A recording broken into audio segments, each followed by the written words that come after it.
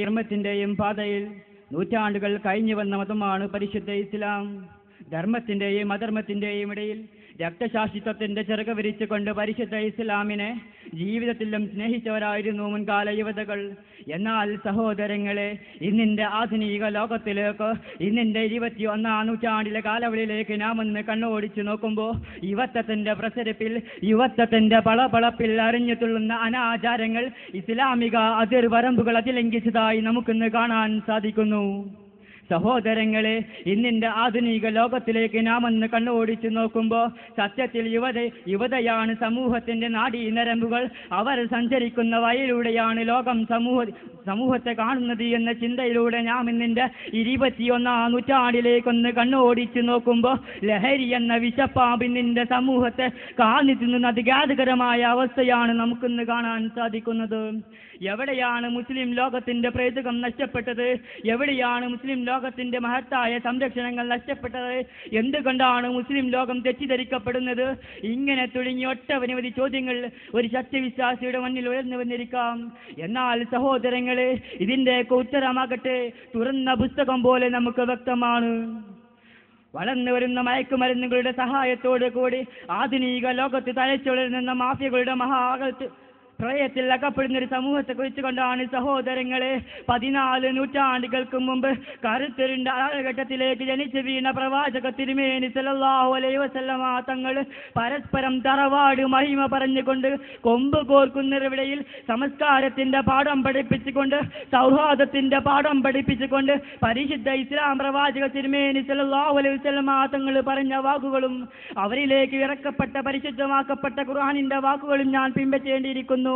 സഹോദരങ്ങളെ, പ്രവാചക തിരുമേനി സല്ലല്ലാഹു അലൈഹി വസല്ലമ തങ്ങൾ പറയുന്നു, വല്ലവരുത്തരും മദ്യം കഴിക്കുകയാണെങ്കിൽ അവന്റെ ശരീരത്തിൽ നിന്നും അവന്റെ ഈമാൻ അവൻ വസ്ത്രം ഊരിയെടുക്കുന്നത് പോലെ അവന്റെ ഈമാനിനെ അല്ലാഹു ഊരിയെടുക്കുന്നതാണ്. സഹോദരങ്ങളെ, ഈ ഒരു കലങ്ങിയ അവസ്ഥയിൽ നാം മുൻകഴിഞ്ഞ സഹാബാക്കളിലേക്കൊന്ന് ചിന്തിക്കേണ്ടതുണ്ട്. അവരൊക്കെ പ്രവാചക പാതയിൽ, പരിശുദ്ധ ഇസ്ലാമിന്റെ പാതയിൽ എത്രമാത്രമായിരുന്നു ജീവിച്ചിരുന്നത്? എന്തിനേറെ സഹോദരങ്ങളെ, മുടന്തനായിട്ട് പോലും അംർ ഇബ്നു ജുമൂഹ് റളിയല്ലാഹു അൻഹു യുദ്ധക്കളത്തിലേക്ക് സ്വർഗം തേടി വന്നുവെങ്കിൽ ബഹുമാനപ്പെട്ട നേതാവ്, യുദ്ധക്കളത്തിൽ നേതാവായ ജഅഫർ റളിയല്ലാഹു അൻഹുവിന് ഒരുപാട് ത്യാഗത്തിന്റെ കഥകൾ പറയാനുണ്ടെങ്കിൽ അവരുടെ കഥകൾ ഞാൻ പിൻപറ്റി വായിക്കേണ്ടിയിരിക്കുന്നു. സഹോദരങ്ങളെ, യുദ്ധക്കളത്തിൽ നേതാവായിരിക്കെ ബഹുമാനപ്പെട്ട ജഅഫർ റളിയല്ലാഹു അൻഹു തന്റെ ശത്രുക്കളോട് ഘോരമായി യുദ്ധം ചെയ്യുന്ന സമയത്തതാ തന്റെ വലത് ഭാഗത്തുള്ള കൈക്ക് വെട്ടേൽക്കുന്നു. പതരാതെ ബഹുമാനപ്പെട്ട ജഅഫർ റളിയല്ലാഹു അൻഹു ഇസ്ലാമിന്റെ വെള്ള പതാക തന്റെ ഇടത് കൈയിലേക്ക് മാറ്റുന്നു. തന്റെ ഇടയിലേക്ക് മാറ്റിക്കൊണ്ട് വീണ്ടും പരിശുദ്ധ ഇസ്ലാമിന് വേണ്ടി ജീവിതവോളം പോരാടുകയാണ്. ആ ഇടതാ ഒരു ശത്രുവിന്റെ വാള് വന്നുകൊണ്ട് തന്റെ ഇടത് ഭാഗത്തിലേക്ക് പറ്റുന്നു. സുബ്ഹാനല്ലാഹ്, ബഹുമാനപ്പെട്ട ജഅഫർ റളിയല്ലാഹു അൻഹുവിന്റെ ഇടതു കയ്യുമതാ അറ്റു വീഴുന്നു. എന്നിട്ടും ഇസ്ലാമിന് വേണ്ടി ഇടതും വലതും നൽകിയിട്ടും പൂതി തീരാത്ത ജഅഫർ റളിയല്ലാഹു അൻഹു തന്റെ ജീവിതാവസാനം വരെ ഇസ്ലാമിന് വേണ്ടി പോരാടുകയാണ്. നോക്കണേ സഹോദരങ്ങളെ, ഇവരൊക്കെ ഇസ്ലാമിന് വേണ്ടി സഹിച്ച ത്യാഗങ്ങൾ. എന്നാൽ സഹോദരങ്ങളെ, ഇന്നിന്റെ യുവതയുടെ അവസ്ഥ എന്താണ്? കൊട്ടാര സമാനമായ വീടുകളിൽ ഭർത്താവിനോടൊപ്പം കഴിയുമ്പോ പുതിയ കാമുകനെ തേടുന്ന യുവതി, പണത്തിന്റെ നീരാളി പടർപ്പിൽ തീറ്റിപ്പോറ്റിയ തന്തയെയും തള്ളയെയും 21ാം നൂറ്റാണ്ടിലേക്കൊന്ന് കണ്ണോടിച്ചു നോക്കുമ്പോൾ ഇന്നിന്റെ സമൂഹത്തിന്റെ ഖേദകരമായ അവസ്ഥകൾ നമുക്കിന്ന് കാണാൻ സാധിക്കുന്നു. എന്താണ് ലോകത്തിന്റെ അവസ്ഥ? പണത്തിന്റെ നീരാളി പടർപ്പിൽ തീറ്റിപ്പോറ്റിയ തന്തയെയും തള്ളയെയും വൃദ്ധസദനങ്ങളിലേക്ക് നാട് കടത്തുന്ന കൗമാരപ്രായക്കാർ. ജനിച്ചാൽ ജയിച്ചാൽ ജോലിക്കിടയിലെന്നല്ല, മരിച്ചാൽ എവിടെയും മദ്യം വിളമ്പുന്ന സമൂഹം, ആഘോഷങ്ങൾക്ക് കോടികൾ കുടിക്കുന്ന കേരളീയ സമൂഹം, മൊബൈലിലൂടെ തുടങ്ങി ബീച്ചുകളിൽ പൂത്തലഞ്ഞ് ഓട്ടകളിൽ കാമം തീർക്കുന്ന കൗമാരക്കാർ. ഇതല്ലേ ഇതിന്റെ ലോകത്തിന്റെ അവസ്ഥ? കള്ളിന്റെയും പെണ്ണിന്റെയും എന്ന് മാത്രമല്ല, ഭൗതികതയുടെ സകല അതിർവരമ്പുകളും അതിലംഘിച്ചുകൊണ്ട് അധാർമികതയുടെ പ്രസിരിപ്പിൽ ജീവിത നൗകയുടെ കണിഞ്ഞാൻ പോലും നഷ്ടപ്പെട്ടവരായി ചരിത്രം പോലും ഡാർക്ക് ഏജ് എന്ന് വിശേഷിപ്പിച്ച 6ാം നൂറ്റാണ്ടിലെ സമൂഹത്തെക്കാൾ ഏറ്റവും വലിയ അതപ്പതിച്ച സമൂഹമായി കൊണ്ട് ഇന്നിന്റെ സമൂഹം മാറിയിരിക്കുന്ന അതിഘാതകരമായ അവസ്ഥയാണ് നമുക്കിന്ന് കാണാൻ സാധിക്കുന്നത്.